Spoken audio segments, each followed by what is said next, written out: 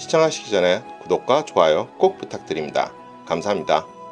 1912년 4월 14일 오후 11시 40분 영국 사우샘프턴 항을 출발해 미국 뉴욕으로 향하던 세계 최대 호화 여객선 타이타닉호가 천여항해에서 빙산과 충돌했습니다. 그리고 그로부터 약 3시간 후 타이타닉호는 북대서양 깊은 바다 밑으로 가라앉았고, 이로 인해 승선 인원 2228명 중 1517명이 목숨을 잃었습니다. 이후 70년이 지난 1985년 9월 1일 로버트 발라드 박사가 이끈 프랑스 미국 연합탐험대는 캐나다 뉴펀들랜드에서 531km 떨어진 곳의 수심 3810m에서 이 비극의 유람선을 발견했습니다. 여기까지는 많은 분들이 알고 있는 사실입니다. 1907년 영국의 선박회사 화이트 스타라인사는 올림픽, 타이타닉, 그리고 브리태닉이란 이름을 붙인 세대의 대서양 횡단 여객선을 만들 계획을 세웠습니다. 화이트 스타라인사는 블루리본이라 불렸던 북대서양 여객선들의 속도 경쟁에는 별로 관심을 나타내지 않고 느긋하게 쾌적한 여행에 중점을 두는 회사였습니다. 하지만 타이타닉은 속도부터 설비의 화로움까지 모든 것에 중점을 두어 설계되었습니다. 당시 750만 달러를 들여 만든 타이타닉은 총 11개 층으로 이루어져 있으며 선내 체육관과 수영장, 그 외 호화로운 부대 시설을 갖추고 있었습니다.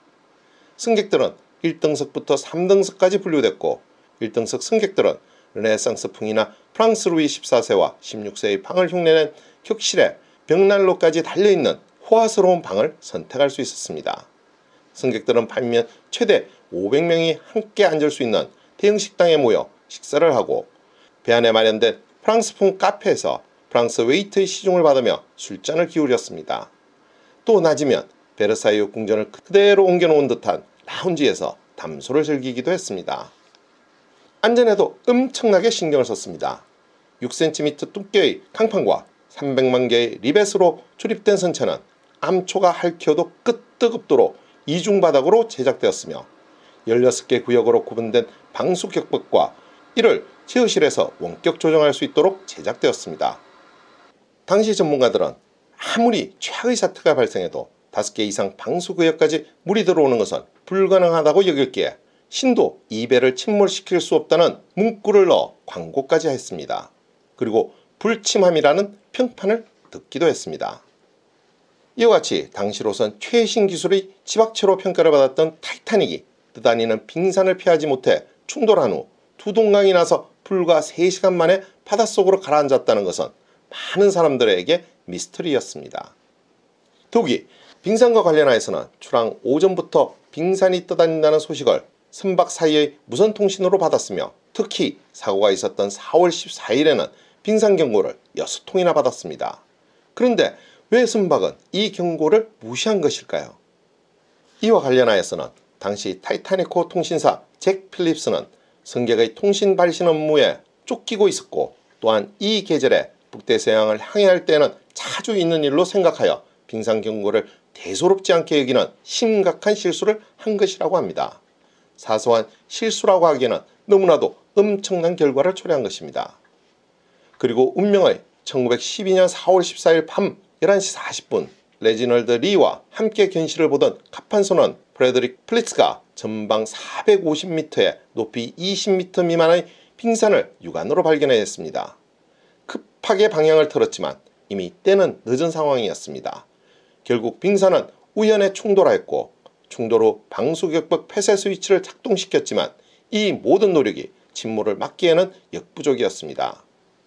5개 이상 방수구역까지 물이 들어오는 것은 불가능할 것이라는 예상과는 달리 빙산과 충돌 후 6개 방수구역까지 물이 들어와서 침몰하기 시작했던 것입니다. 이렇게 방수구역이 쉽게 뚫린 것은 당시 제강기술의 한계에서 비롯되었다고 합니다. 당시 선체에 사용된 강판들은 현대기술로 생산하는 철강 제품 대비 황은 2배, 이는 4배 정도 많았었는데, 이런 연유로 당시의 낮은 온도에서 강판이 인성을 가지고 휘어지기보다는 깨져버리는 취성이 너무 강했기 때문이라고 합니다. 그것에 대해 선체를 조립할 때 사용한 리벳이 불량해 그 피해는 더 커졌다고 합니다. 사소한 부품이라고 여겼던 것이 엄청난 피해의 주요 원인 중에 하나가 된 것입니다. 인명피해를 키운 것은 인간의 자만심도 한몫했습니다. 당시 타이타닉에 구비된 구명정은 승선 인원 2228명에는 턱없이 부족한 20척밖에 준비되지 않았고 이 구명정의 정원은 1178명이었습니다. 20척밖에 준비되지 않은 것은 느슨한 규제에도 원인이 있었지만 가장 큰 원인은 이 배는 하느님도 침몰시킬 수 없을 것이다 라는 오만함이었습니다. 결국 이런 오만함으로 1517명이 목숨을 잃은 것입니다. 그리고 2020년 타이타닉이 빙산과 부딪힌 것은 나침판 오류 때문이라는 주장이 나왔습니다. 과학 매체 비즈와 아르지는 2020년 9월 22일 미국의 민간 기상학자인 밀라 진코바 연구원이 타이타닉 사고 당시 태양 표면의 폭발 활동 때문에 발생한 치자기 폭풍이 침몰에 일조했다는 연구 결과를 공개했다고 전한 것입니다. 치자기 폭풍은 지구 자기장이 일시적으로 불규칙하게 변하는 현상입니다. 태양의 대규모 표면 폭발로 높은 에너지를 가진 플라즈마 입자가 우주로 방출돼 지구 자기장을 강타하며 자기장을 교란합니다. 또 공기 분자와 충돌하여 오로라를 발생시킵니다. 평소에는 초단위로 내뿜는 태양의 물질을 지구장이 막아주기 때문에 별 문제가 없지만 플라즈마 형태로 물질이 빠르게 분출되는 코로나 질량 방출이 발생하면 우주궤도 인공위성과 지상의 전자, 통신 장비에 오작동을 일으킵니다. 진코바는 타이타닉호가 빙산과 충돌하기 전 오로라를 만들어낸 강력한 지자기 폭풍이 타이타닉호의 항해 시스템에 큰 영향을 미쳤을 수 있다고 분석했습니다. 가장 큰 타격은 나침판의 오류입니다. 나침판이 0.5도의 오차만 생겨도 정상 항해 경로에서 이탈할 수 있습니다. 나침판의 이러한 사소한 오차가 빙산 충돌 코스로 이끌었고 배는 안전에서 멀어졌다는 것이 진코바의 설명입니다. 그렇다면 진코바 연구원은 타이타닉호 빙산 충돌 사고와 지자기 폭풍이 연관이 있다는 사실을 어떻게 알아냈을까요? 그는 타이타닉호가 침몰하던 1912년 4월 14일 밤 하늘에 녹색, 빨간색, 보라색, 파란색이 어우러진 오로라가 매우 밝고 아름답게 빛났다는 기록에 주목했습니다. 이는 아주 강한 지자기 폭풍이 일어났음을 의미하는 것입니다. 이외에도 당시 최단 시간으로 대서양을 횡단한 배에 주어지는 블루 리본상이 선주와 선장을 자극하면서 빙산과 충돌할 위험에도 불구하고 짧은 코스를 선택했고 속도도 과속을 하여 사고를 부채질한 결과를 낳았으며 어설프게 뱃머리를 돌리면서 빙산이 배의 측면에 부딪힌 것이 피해를 더 키웠다는 주장도 있습니다. 이 모든 주장이 사실이라면 어쩌면 타이타닉호의 사고는 이미 정해진 것은 아닐까요? 타이타닉호 침몰 사고가 일어나기 14년 전인 1898년 모건 로버트슨이란 작가가 쓴 단편소설 무용지물이 이 배의 침몰을 예언했다는 것입니다.